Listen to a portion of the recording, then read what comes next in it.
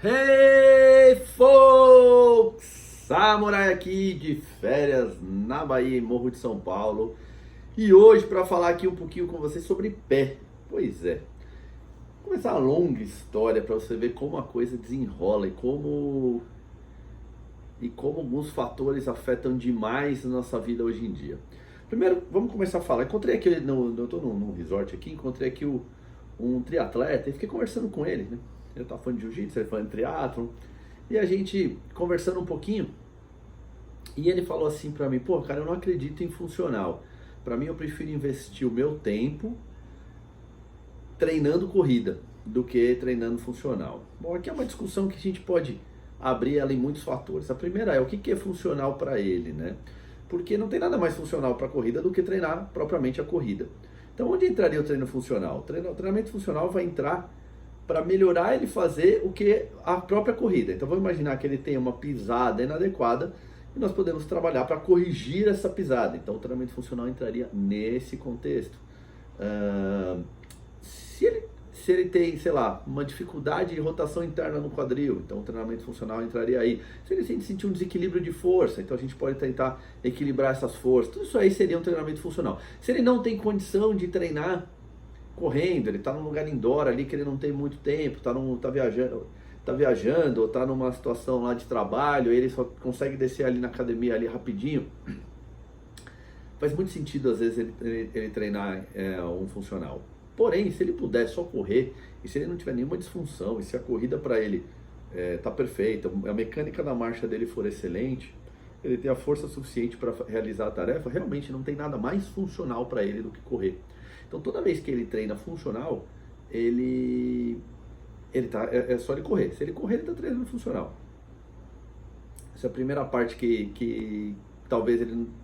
Por isso que fica essa confusão. As pessoas confundem o funcional com qualquer coisa, em cima de um bozu, sei lá, ou qualquer treino diferente, esquisito, põe elástico, ou sai do convencional, vira funcional, e aí a gente pode rotular funcional tudo, porque funcional pode ser tudo mesmo, mas desde que tenha um contexto. Se não tem contexto, não é nada. Então ele deve ter vivenciado algumas experiências que não tem nada a ver, e que para ele falou: cara, se eu tivesse investido esse tempo correndo, eu teria ganhado mais. Provavelmente sim, se tivesse investido esse tempo correndo, ele teria ganho mais. Aliás, treino funcional é os treinos que se faziam no passado, quando não existia o treinamento disfuncional, que é o treinamento isolado. O treinamento isolado é altamente disfuncional, porque ele não tem nada a ver com a função corporal, a exceção feita ao fisiculturismo. Então, tirando essa situação, o treino isolado é altamente disfuncional. Então, quando não existia o treino disfuncional, nem existia o termo funcional. Ou seja, a pessoa gostava de correr, ela corria. A pessoa que queria se exercitar, queria ficar um pouco mais forte, queria melhorar o condicionamento, faziam coisas integradas que tinham tudo a ver com o movimento dela e treinava funcionalmente. Ou que nem eu dei o exemplo lá dos Mickey exercícios. Qualquer coisa, tô com dor nas costas para ir regar as plantas, então fazia exercícios que tinha a ver com aquilo, melhorava e continuava lá regando as plantinhas. Então, por que não era chamado de funcional isso no passado? Porque era tão óbvio, não existia nada que não fosse aquilo, isso é treino, simplesmente treino. Então, como a gente criou o disfuncional, teve que criar o funcional para voltar a treinar adequadamente. Então, não tem nada mais funcional para correr do que correr, desde que você consiga correr sem ter nenhum problema. Se você tiver apto, totalmente equilibrado para fazer isso, seu pé funciona bem, seu quadril funciona bem, seu tronco funciona bem, seu ombro funciona bem, tudo funciona bem quando você corre, sua cervical, que é importantíssima na corrida, você tem força suficiente, você aprende a desacelerar e acelerar, aprende a fazer os loads corretos para ter os explodes corretos, beleza, vai correr, cria estratégias de corridas, performance, aí mexe com a fisiologia em cima da corrida, que não vai ter nada melhor para você do que isso. Uma prova disso são os próprios quenianos. Os quenianos são os campeões mundiais em todas as provas de longa distância, Olimpíada, ninguém bate esses caras, e se alguém, quando chega perto de bater, é sempre alguém também que vive no mesmo contexto, algum país africano, ou talvez algum país muito pobre, é sempre gente muito pobre. Por quê? Porque talvez não tenha entrado no treinamento disfuncional primeiro, para depois ir buscar o funcional, para depois buscar a corrida. E nessa ele passa a vida toda dele treinando funcionalmente. O que eu quero dizer com isso? Lá no Quênia, os caras vão subir em árvore, tem brincadeiras. Como não tem dinheiro para ficar comprando videogame, carrinho de controle remoto, esses equipamentos que a gente não faz nada, a gente só assiste a brincadeira, tem que inventar brincadeira de pega-pega, polícia ladrão, e sobe na árvore, e desce na árvore, e corre, nada no rio e não sei o que. Mas o que mais me chama a atenção é que é muito comum no Quênia as pessoas não usarem sapato. Elas andam descalço muito tempo. Tem atletas que foram campeões mundiais que nunca tinham colocado um tênis antes dos 20 anos de idade. Eles sequer colocaram um tênis. E aí os caras depois foram lá e bateram recordes mundiais e viraram lendas do atletismo. E eles são obrigados a correr de tênis porque a regra do atletismo obriga, porque ele poderia correr descalço. E seria para ele muito melhor, porque provavelmente ele preferiria, porque ele passou a vida correndo descalço. É claro que quando você vai correr depois em asfalto, que é como se corre as maratonas nas grandes cidades, por exemplo, ou mesmo nas pistas de atletismo, as temperaturas podem ser muito elevadas e aquele tipo de piso retém calor. Por exemplo, o asfalto retém muito calor e não é tão...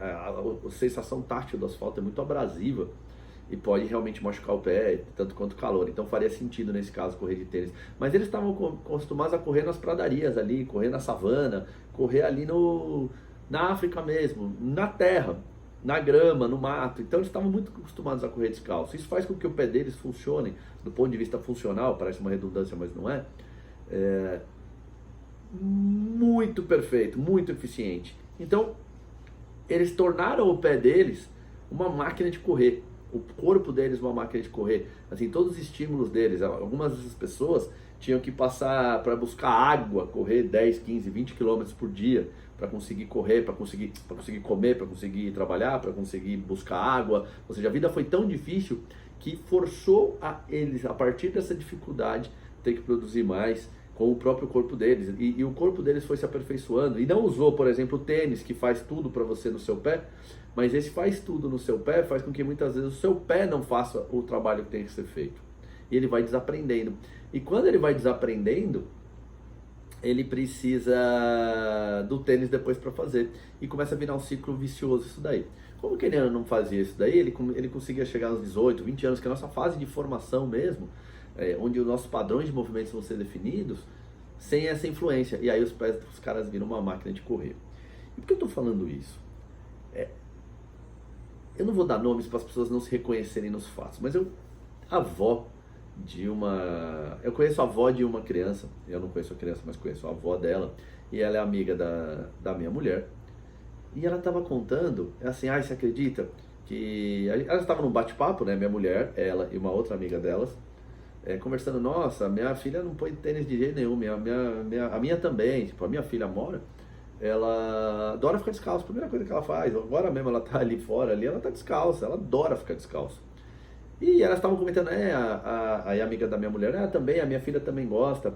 Aí a outra comentou, mas você não sabe, a minha netinha, ela também vive descalça, mas ela até já tomou bronca da pediatra. A pediatra dela deu bronca nos pais dela porque ela ficava muito tempo descalça. Assim, toda vez que ela chegava no consultório para consulta, ela estava descalça. Aí a pediatra perguntou, mas sua filha está sempre descalça? E ela falou assim, ela gosta muito de ficar descalça. Não pode, isso é um absurdo, porque assim ela não vai formar o pé. O pé dela vai ficar inadequadamente formado. Isso foi uma pediatra que falou. Dado todo o contexto que eu falei sobre a funcionalidade do pé, você começa a ver que um dos problemas talvez venha na própria formação de quem deveria instruir, não está instruindo. Então, essa lógica do calçado, essa lógica disfuncional, vai sendo aplicada desde a infância, desde a criança. Então, para a médica, se a criança não usar o tênis, ela não forma o pé. Eu gostaria de entender isso, porque sinceramente eu não vejo lógica nenhuma em cima disso. E a médica, principalmente uma pediatra, para uma mãe de primeira viagem, a informação que ela passa tem um peso muito importante. Eu sei disso porque eu tenho uma filha pequena, sou um pai de primeira viagem também.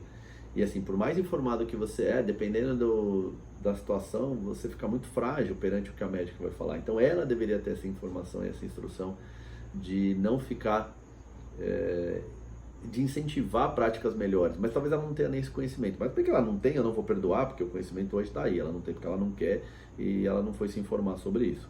Mas imagina o que ela está falando. Essa criança vai começar, que adora andar descalça, ela vai começar a ser forçada desde cedo a usar sapato. E nisso, os sapatos hoje, eles tendem a fazer coisa que ele fala assim, amortece o impacto e não sei o que. Toda vez que ele fala, eu amorteço o impacto, ele está falando assim, eu amorteço o impacto para você. Assim o seu pé não precisa fazer. Se o seu pé não faz, o seu pé não aprende. Se o seu pé não aprende, ele começa a ficar disfuncional e cada vez mais dependente de um sapato que faça isso para você. Entenderam qual é o ciclo? coisa que os quenianos não têm, por isso que o pé deles é uma máquina de correr. Agora, e onde isso vai terminar lá na frente, algum problema? Eu trabalho com hérnia de disco. A primeira vez que eu atendi uma pessoa com hérnia de disco foi em 97. Eu me apaixonei por trabalhar com hérnia de disco. E desde então, assim, eu começava sempre não era especializado nisso nessa época, mas comecei a correr atrás e comecei a achar que, poxa, isso pode ser bem legal, né? Poder trabalhar com hérnia de disco. A questão é que naquela época só existia musculação, né? Então eu ficava um pouco, as lógicas, até funcionava em alguns casos, mas não dava para entender mesmo o processo. Era realmente uma tentativa e um chute, às vezes dava certo. Mas eu fui entendendo, fui atrás. Aí comecei a descobrir realmente os mecanismos ligados à hérnia de disco. E uma correlação que eu tenho, desde pelo menos que eu comecei a mensurar isso daí, é que todos os casos de hérnia de disco que eu tenho em mais de 20 anos de profissão, tem sempre uma deficiência no pé relacionada. Eu comecei a correlacionar uma coisa a outra, por quê? Porque toda vez que eu testava, eu falava, que curioso, toda vez que alguém tem uma hérnia de disco, tem uma deficiência no pé.